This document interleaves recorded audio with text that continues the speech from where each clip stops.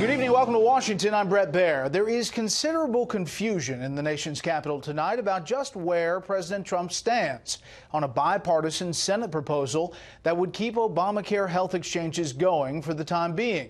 Yesterday, the president signaled support. Now, not so much. But the growing uproar at the White House at this moment concerns what the president did or did not say to the widow of a U.S. soldier who died in Africa last week. Chief White House correspondent John Roberts starts us off tonight from the North Lawn. Good evening, John.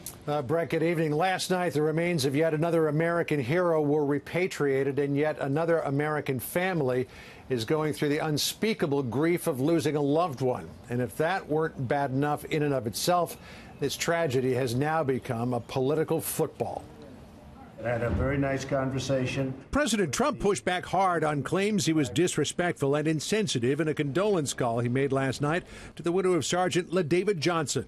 Didn't say what that congresswoman said. Didn't say it at all. She knows it. Florida Congresswoman Frederica Wilson says she listened in on the call and claims the president drove Maisha Johnson to tears. I did hear him say, I'm sure he knew what he was signing up for, and but it still hurts. The White House would not go into the content of the call, but insists there was nothing insensitive or inappropriate about it. General Kelly was present for the call and thought it was completely appropriate. He thought the call was respectful, and he thought that the president did the best job he could under those circumstances to offer condolences on behalf of the country. Congresswoman Wilson, who has a history of antagonizing President Trump, got intensely personal in her criticism of the call in a morning television appearance. This gentleman has a brain disorder, and he needs to be checked out. This afternoon, the press secretary ripped the Congresswoman for politicizing a condolence call.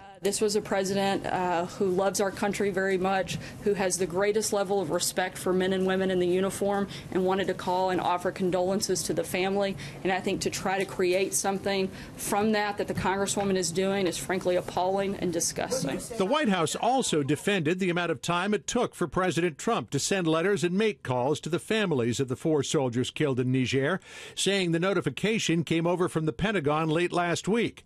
The president says he wrote letters over the weekend. Then Monday, the White House military office scheduled yesterday's condolence calls. Thank you very much. The controversy was unfolding this morning as President Trump met with members of the Senate Finance Committee. The gathering was about tax reform, but the president made headlines by rejecting the new Alexander Murray Senate agreement on Obamacare subsidies. I won't do anything to enrich the insurance companies, because right now the insurance companies are being enriched. They've been enriched by Obamacare like nothing anybody's ever seen before. The rejection reversed President Trump's earlier optimism about the deal. An administration official tells Fox News the agreement, quote, does not make reforms necessary to lower costs in Obamacare markets, does not give HHS significant new waiver authority, and includes more than $100 million in unrelated Obamacare advertising. This president certainly supports Republicans and Democrats coming to work together, but it's not a full approach, and we need something to go a little bit further to get on board. It's unclear whether there are the votes in the Senate to pass the Alexander Murray measure.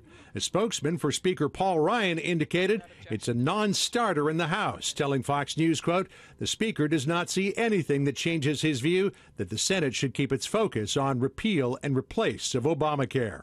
And on the issue of the condolence call, the press secretary said this afternoon that Chief of Staff John Kelly, who in 2010 lost a son to combat in Afghanistan, is disgusted about the fact that this has become politicized and that the focus is on the process now and not the fact that 4 American service members died. Brett? More on this with the panel. John Roberts live on the North Lawn. John, thanks.